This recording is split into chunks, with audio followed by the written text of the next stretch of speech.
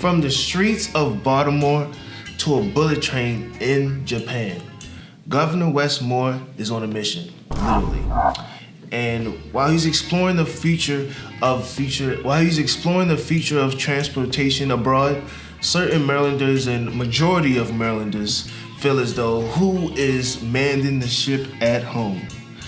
In April 2025, Governor West embarked on his first international trade and investment mission to Japan and South Korea.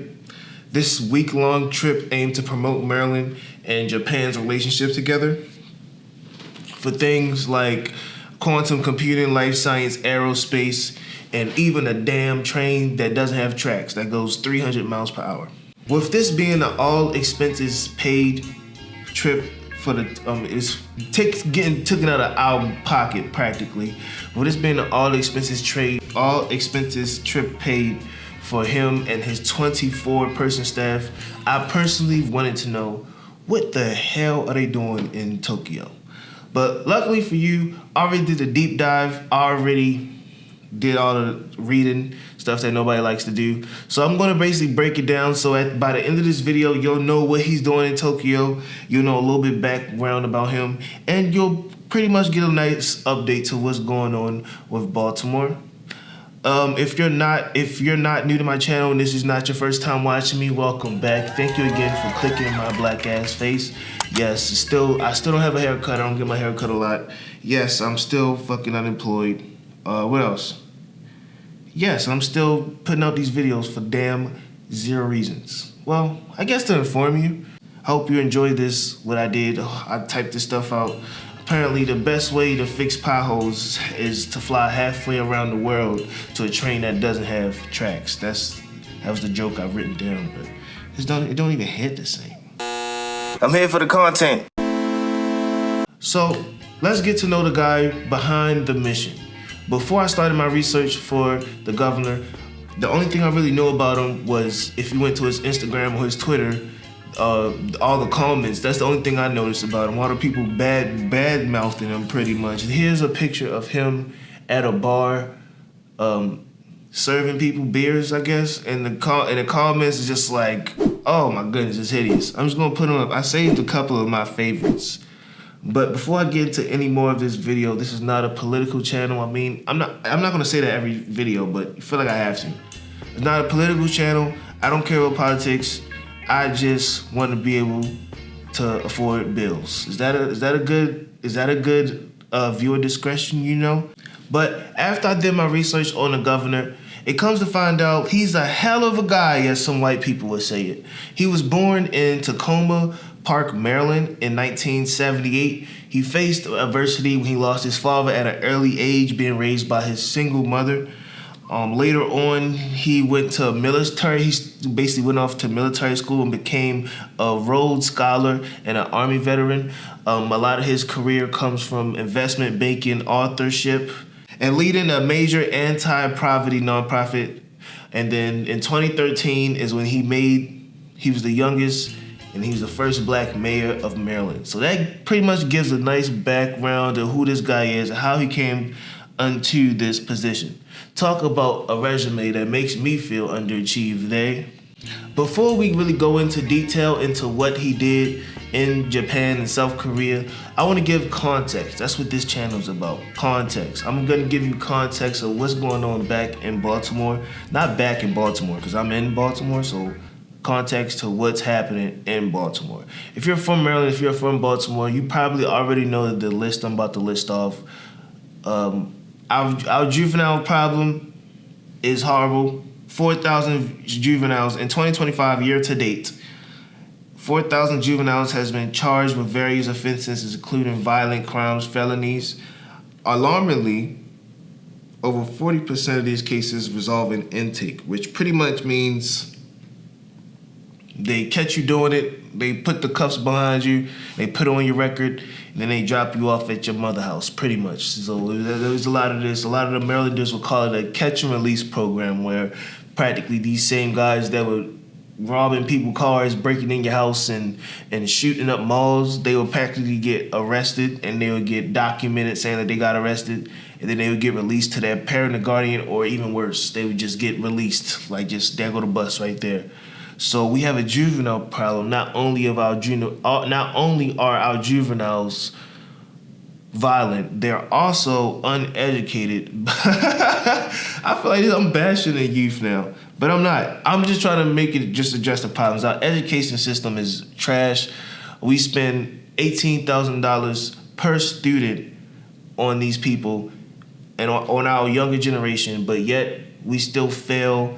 We still majority of our kids technically can't read. Majority of our kids technically can't do math.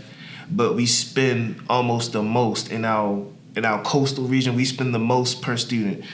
But you probably wonder, how do you do that? How do you spend $18,000 and they still don't know how to read? It's easy. You just don't give the $18,000 to the students. You know, it's the statistics out there that you can look up where less than 25% of that money actually reaches the student. It's endless amount of videos or clips I can pull up of teachers from Baltimore saying that I gotta get on my hands and knees and beg for more paper. That's crazy. So yes, we have a juvenile problem. We can't discipline them. They don't know how to read or write. Then also on top of that, we have budgetary constraints, meaning we in debt. Meaning not just any old debt, like your debt or my debt. I'm talking about we lost $48 million in federal pandemic relief funding. Meaning when the pandemic came by, the federal government was like, here go $50 million, Maryland. And we lost it. We can't tell you where the kids still sick. In total we 85 million, and if the full number is in debt too. But so yeah, we can't teach our kids. We don't know how to discipline them. We spend too much damn money, and we don't clean up. For the second or third time in a row, Baltimore has been named the dirtiest city in America as of 3 weeks ago. So with these pressing issues, some residents are hoping that Wes Governor Moore went to Japan to bring back a better schooling system, maybe some cleaning supplies, maybe some money to pay off our debt. But he's not. In actuality, if you read through, because I guess one of the people that was in the 24-person staff was like a journalist, and they documented everything practically, and he pretty much did technically. It's like, you know what I'm saying, you technically can put on your resume that you was an assistant manager lead, but there goes the context of the stage of Baltimore that we're in right now. Now we can go into him going to Japan, what he did in Japan. So in April 2025, he embarked on an international trade mission in South Korea. The goal was to position Maryland as a hub for the future technologies, quantum computing, life science, and advanced transportation. This advanced transportation, everybody saw the viral video of our governor, the maglev train. This train is a crazy ass train that is never going to be here. But this train is practically it's not attached to the track. It's not attached to the track. It's made stable by magnets. It's not like a gas engine type of thing. It's more so magnets, and it's not attached. And it basically brings down the speed of travel to practically, right now, to drive from Baltimore to DC probably is like an hour, 2 hours, But with this maglev train, if he's thinking what I'm thinking and bringing it to fruition, he's basically gonna cut down that 2-hour drive to basically 40 minutes, And doing my research on the train and doing my research on how much it costs and all that, I want to know who's gonna be on this damn train. I can't. It's not going to be on the MTA. It's not going to be no $4 for all day pass. It's not. It's going to be practically like you booking a plane flight. This channel is about realism, being realistic, and thinking if I'm gonna be able to afford, nigga, I can't even afford the water taxi rides in the harbor. Imagine trying to get a bullet train to DC. But let's get in. I'm sorry. I'm getting a little bit distracted. If you ask West Governor Moore on his Twitter, he posted, "I traveled to Japan and South Korea to help our state diversify its economy and strengthen our relationships with trade partners so we can stand on our own 2 feet. It's time for Maryland to compete not as just regionally or nationally, but globally." I mean, I be trying to give these people some slack, these leaders and stuff, but like, Maryland gonna compete with who globally?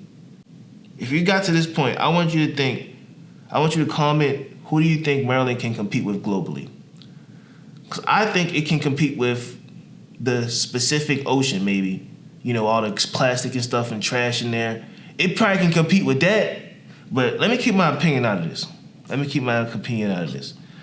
So overall, he basically, this trip was to strengthen the relationship between Maryland and Japan. You know, I kind of see this trip as like to put it in perspective for me, I see it as like a drug deal as black people, black people see stuff like that. You know, you say if you're the drug dealer, you're the person with the stuff I want, and I come to you and be like, hey, I don't got no money or nothing. I'm not buying nothing, but I want to see what you got. You know what I mean? I want to see what you got. What's your fastest stuff? I want to see what's gonna get me right. And then you, as the dealer, look back at me, and I got a hole in my shoe. You know, I left my kids in the car. They can't read. They just making noises back there. They barely even know English. I'm dirty. My clothes dirty. You know, I look like and I told you I don't got it. I just want to see what you got. You know what I mean? And imagine you as the drug dealer, as the top drug dealer in the world globally. So that's how I just see this thing. I mean, that's how I see this.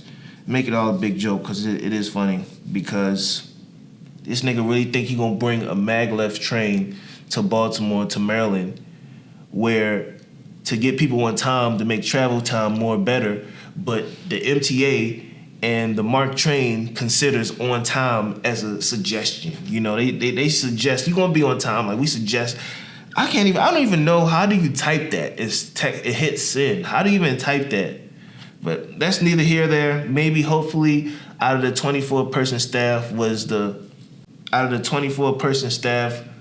maybe one of them was the MTA CEO.